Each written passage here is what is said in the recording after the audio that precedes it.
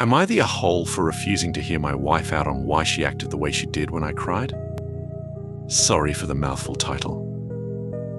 Last Thursday, I, 47 male, had by far the worst day of my professional career in my life. It started with a mistake that I made a few months back coming to light, which caused an enormous issue for my entire office. My boss yelled at me in front of 20 people, and many of them had to help rewrite, print, and reorganize the documents that I blundered on. I drove home in a daze that day.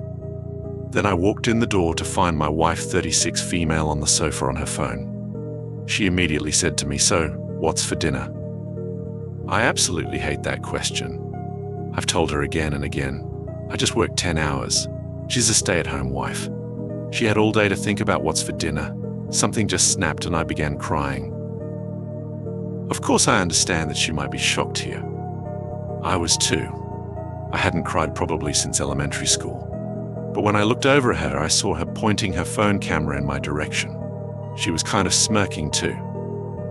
It may have been that she felt awkward, but for obvious reasons, this upset me more.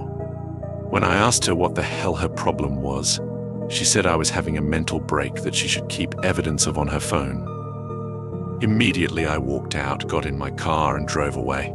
I stayed in a cheap motel that night, ignoring all of my wife's calls and texts. The next morning I went home at around 4 in the morning to gather all of my necessary belongings, ignoring her in the process. I left again, went to work, and over the weekend I stayed in the same motel. My wife texted me a few hours ago saying that I was being a huge asshole for not giving her an opportunity to explain herself. I don't understand what there is to explain. Should I have handled this differently?